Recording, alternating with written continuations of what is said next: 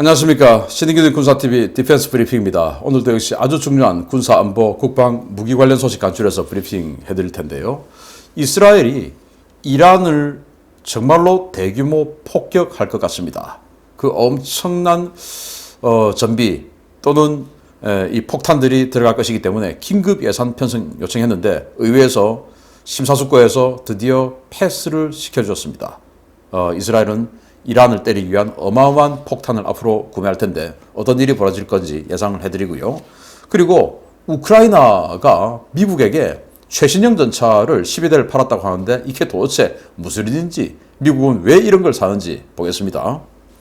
로이드 오스틴 미 국방장관이 우크라이나를 방문해 우크라이나와 다양한 국방 협력 현안에 대해 논의하고 있는 가운데 우크라이나가 미국에 최신의 전차를 수출한다는 놀라운 소식이 전해졌습니다. 과연 용도가 무엇인지 궁금합니다.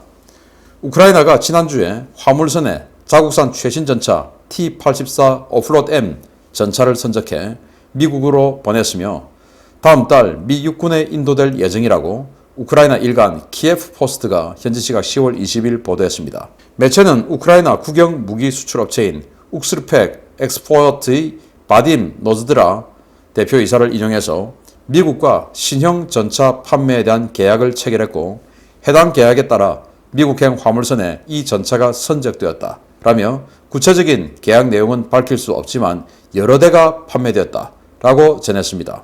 우크라이나가 소련 붕괴 이후 자국에 남겨진 구소련 전차 생산 인프라를 이용해 T-80UD 전차 기술을 기반으로 자체 개발한 오플로드 시리즈는 오리지널 모델인 T-84 오플로드과 최신 개량형인 오플로드 M이 있는데요. 이 오플로드 M은 태국에 49대가 수출되었고 파키스탄도 도입을 검토 중인 모델입니다. 재밌는 것은 미국이 이번에 수입해간 물량의 정체인데요. 당초 이 전차는 우크라이나 전차 기술의 집약체로 우크라이나 육군의 주력 전차로 선전되면서 10여 대가 발주되어 생산되었지만 국방부가 업체에 잔금을 지불하지 못해서 출고되지 못한 차량을 미국이 인수한 것으로 알려졌습니다.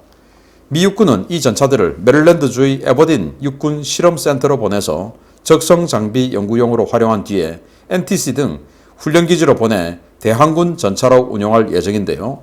오플로드 M, 정말 전차 인생 한번 기구한 것 같습니다. 전차 인생이 아니고 전생이네요. 자, 오플로드. 우리 한국군도 저기 홍천에 있는 3기갑 여단에서 T-80U 전차 한 개 여단 지금 한 개 대대 운영하고 있죠. 제가 뭐 실제로 가서 보고 사격하는 거 보고 했는데 참 멋있습니다.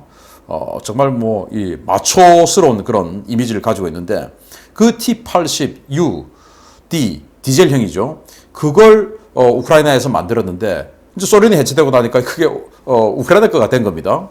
그걸 가지고 개량을 해서 오플로드 T-84를 만들었고 이 T-84를 우크라이나군은 이제 재직 채용을 해서 가지고 있습니다. 그런데 지금 이제 전차가 기술이 점점 더 발전하고 또 자기네들도 서방 세계로 좀 편입돼야 되니까 이제 이 오플로드 M이라고 해서 발전형 개량형을 만든 거예요.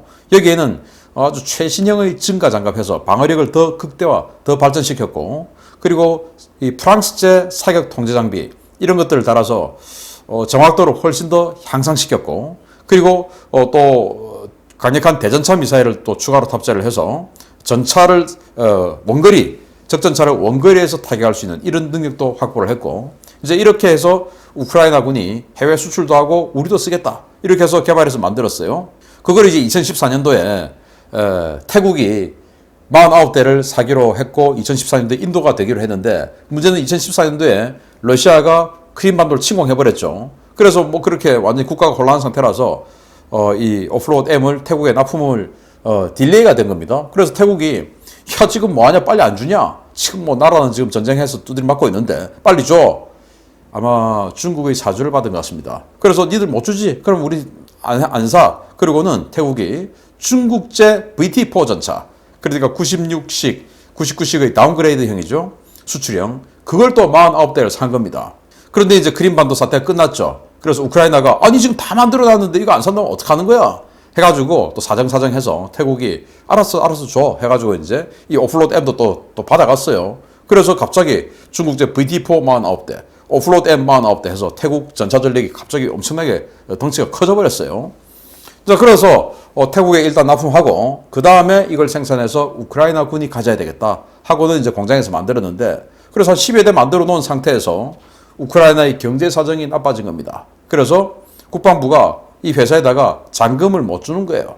그러니까 회사가 납품하지 않고 그냥 가지고 홀딩하고 있었던 겁니다. 그러다가 미국이 그걸 알고, 야, 그럴 것 같으면 우리가 사줄게 해가지고 미국이 이 10여 대를 사가서 적성국 장비, 그리고 어차피 뭐 여기에서 T-90이나 이런 것들이 다 발전되어 갔으니까 이 적성국 장비 연구용으로 사가고, 이제 연구 다 하면 이걸 이제 훈련부대로 보냅니다. 훈련부대로 보내서 대항군으로, 우리 한국도 홍천에 KCTC 있지 않습니까? 그래서 대항군 용도로 사용하고 또 일부는 표적용으로 사용합니다. 그러니까 뭐 T-80의 아주 방어력 강화형 버전이기 때문에, 그러면 뭐 러시아의 T-90 또는 T-90M 이런 것들하고 방어력이 비슷하다고 가정을 했을 때 이걸 깨려고 하면 과연 어느 정도의 공격력이 필요하겠는가? 그럼 미국이 대전차 포탄이라든지 아니면 대전차 미사일이라든지 이런 것들을 개발하지 않겠습니까? 그걸 가지고 진짜로 때려보는 것이죠. 정면에서 때려보고 측면에서 때려보고 하는 것이죠. 그 타겟용으로 또 산 겁니다. 그래서 정말 우크라이나에서 이 가장 우크라이나의 강력한 부대에서 최고 대우를 받으면서 살 뻔했다가 이렇게 미국으로 팔려가서 결국은 미국의 대전차 미사일을 맞아야 되는 이런 인생이 아닌 전생이 되는 이 오플로드 M, 참 주인 잘 만나야 됩니다. 안타깝네요. 두 번째입니다. 최근 이스라엘 국방부가 멀지 않은 미래에 일일 최대 2,500발의 로켓이 날아올 수 있다는 경고를 한 직후에 이스라엘 의회가 이란과의 전쟁에 대비한 특별 예산을 긴급 승인했다는 소식입니다. 중동 정세 갈수록 악화 일로를 걷고 있습니다. 이스라엘 의회가 국방부에 제기된 대이란 전쟁 대비 특별 예산 50억 세켈, 미화 약 15억 달러를 긴급 승인했다고 타임스 오브 이스라엘이 현지 시각 10월 20일 보도했습니다. 이번 예산은 지난달 이스라엘 국방부가 예고했던 이란 핵시설 공습 특별 예산의 일부인데요. 이번에 의회에서 특별 예산이 승인됨에 따라서 이스라엘은 미국과 자국 기업에 이란 핵시설 공격을 위한 무기들을 긴급 발주할 예정입니다. 이스라엘 국방부 관계자는 6억 달러는 정보 수집 자산 도입에, 9억 달러는 고도로 요새화된 지하기지 파괴를 위한 벙커버스터 등 탄약 구매에 사용될 것이다 라고 밝혔는데요. 타임스 오브 이스라엘은 이스라엘이 미국의 GBU-31 제이담의 BLU-109 벙커버스터 결합 버전, 최근 투하 실험에 성공한 최신형 5,000파운드 벙커버스터인 GBU-72 등을 긴급 도입할 가능성이 있다고 전망했습니다. 일각에서는 이스라엘이 이란 핵시설을 타격하기 위한 중거리 탄도미사일을 추가 구매하거나 페르시아만의 위장 화물선에서 기습 발사할 수 있는 벙커버스터 탄도미사일인 로라 등을 긴급 구매해서 투입할 가능성도 제기하고 있는데요. 이번 특별 예산 중에 탄약 구매에만 1조 원이 넘는 금액이 책정된 만큼 다양한 투발 수단이 대량으로 도입될 것이라는 여러 관측들이 나오고 있습니다. 한편 이란은 에브라임 라이시 대통령이 직접 국영방송과 인터뷰를 자처해서 핵 합의를 복원하고 싶다면 제재 먼저 풀라고 강력하게 요구하며 점차 우라늄 농축도를 높여가고 있는데요. 이란의 핵무장을 결코 용납하지 않겠다는 이스라엘, 과연 폭주하는 이란을 향해 정말 칼을 빼들지 지켜봐야 되겠습니다. 이스라엘 지금 이 F-35 50대 도입해서 지금 현재 한 20대, 20대 정도 들어왔다라고 알려져 있죠. 아직 뭐 완전히 납품 완료되지는 않았고, 그걸 지금 이스라엘은 이스라엘 버전으로 지금 개조하고 있는 중이라고 하는데요. 아무튼 이 F-35의 장점은 뭐냐? 2,000파운드 벙커버스터를 2발 탑재할 수 있다는 겁니다. 그래서 제가 방금 말씀드린 GBU-31 제이담 키트를 장착한 BLU-109 벙커버스터, 이 BLU-109 벙커버스터가 1.6m를 뚫고 들어가죠. 강화 콘크리트 기준으로. 그래서 이걸 2발 들고 들어가서 내려 꽂을 수 있는 능력. 그리고 F-15I가 있습니다. 이스라엘에. 그 F-15I 25대, 여기에다가 지금 미국이 최신형 벙커버스터 5,000파운드짜리 실험 성공했지 않습니까? 그거 동체 중간에 한 발 장착할 수 있습니다.